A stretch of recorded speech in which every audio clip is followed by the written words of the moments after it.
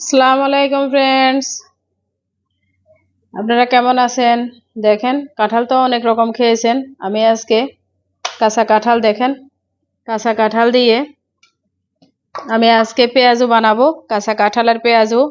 কাঁচা কাঁঠাল তো শুধু আপনারা আপনারা কাঁঠালের তরকারি খেয়েছেন বা এটা সেটা, এঁচোড় মেচোড়, কিন্তু আজকে আমি ডিফারেন্ট একটা আপনাদের জন্য করলাম। আমি এগুলাকে কাঁচা কাঁঠালকে কেটে ধুয়ে এরপরে সিদ্ধ করে নিয়েছি। সিদ্ধ কাঁঠাল দিয়ে আমি, দেখেন, আমি এখানে যে চনার ডাল আছে, চনার ডালকে ভিজিয়ে 6 ঘন্টা ভিজিয়েছি। এরপর আমি পাটায় বেটে নিয়েছি। আপনারা চাইলে ব্লেন্ডারেও করতে পারেন, পাটাটা বেশি মিহি হয়, তাই আমি পাটায় বেটে নিয়েছি। আমি এখানে পেঁয়াজও বানাবো আজকে। যেহেতু পেঁয়াজও বানাবো সেহেতু এখানে পেঁয়াজ দিতে হবে। এখানে বড় সাইজের আমি 2টা পেঁয়াজ দিয়ে দিলাম, অনেক বেশি করে পেঁয়াজ দিয়েছি। তাছাড়া আমি এখানে পেঁয়াজ বানাতে যা যা লাগে ঠিক তা তা আমি এখন দিয়ে দিব। এখানে আমি হলুদের গুঁড়া দিচ্ছি, দেখেন, বড় চামচে 1 চামচ হলুদের গুঁড়া দিয়ে দিলাম, 1 চামচ লবণ দিয়ে দিলাম। তাছাড়া আমি এখানে একটু, আপনার অপশনাল দিলে দিবেন, না দিলে নাই, একটা টমেটোকে আমি এখানে দিয়ে দিচ্ছি। একটা টমেটো দিয়ে দিলাম, একটু রসুন কুচি দিয়ে দিলাম 4-5 কোষ। তারপরে আমি এখানে এই যে কোনো পাতা দিলেই হবে। আমি এখানে পাতা দিয়ে দিব, কুচি করে কেটে পাতা দিয়ে দিছি অল্প একটু।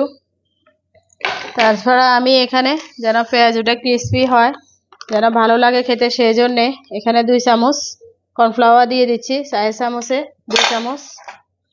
তাছাড়া আমি এখানে বেসন দিয়ে দিচ্ছি 4 চামচে 2 চামচ, 2 চামচ বেসন দিয়ে দিলাম।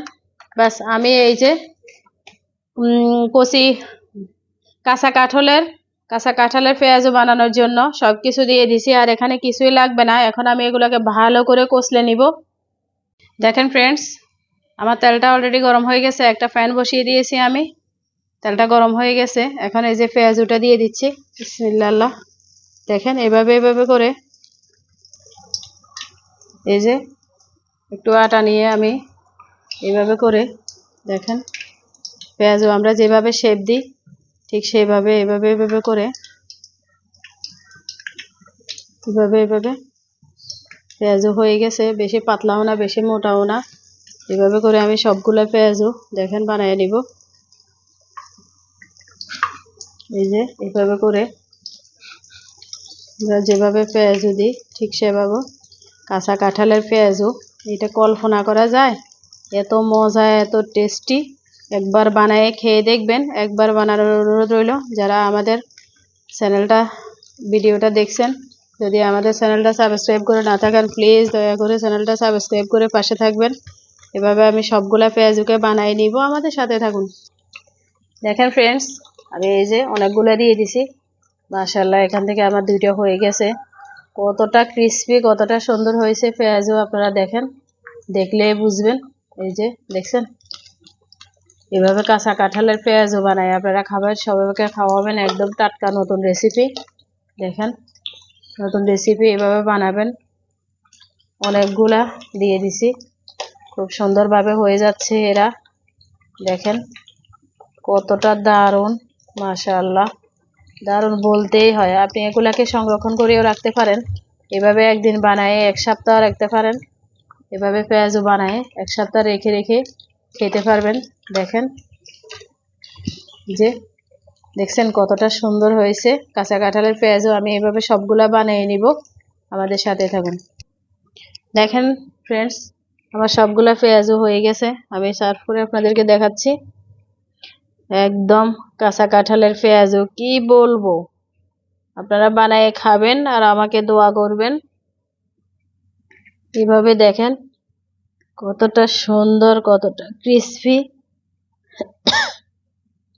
একবার হলেও বানায়ে খাবেন, বানানোর জন্য অনুরোধ রইল। সার্ভ করে আপনাদেরকে দেখাচ্ছি। যারা শুরু থেকে আমাদের ভিডিওটা দেখেছেন, সবাইকে অসংখ্য ধন্যবাদ। ভালো লাগলে একটা লাইক করবেন, কমেন্টস করবেন এন্ড শেয়ার করবেন। আমরা যারা নতুন ইউটিউবার তাদেরকে সহযোগিতা করবেন, আমাদের ভিডিওটা পুরো দেখবেন। এভাবে আপনারা বানিয়ে খাবেন। সুন্দর সুন্দর রেসিপি পেতে আমাদের চ্যানেলটা সাবস্ক্রাইব করে পাশে থাকা বেলটা অন করে দেবেন। আপনারা সবাই ভালো থাকবেন। এভাবে বানিয়ে খাবেন কাঁচা কাঁঠালের পেঁয়াজু। এভাবে বানিয়ে খাবেন, সবাইকে খাওয়াবেন। দেখেন কতটা সুন্দর লাগছে, কতটা লোভনীয় লাগছে, দেখতে কতটা ভালো লাগছে। এভাবে বানিয়ে খাবেন, সবাইকে খাওয়াবেন। আল্লাহ হাফিজ।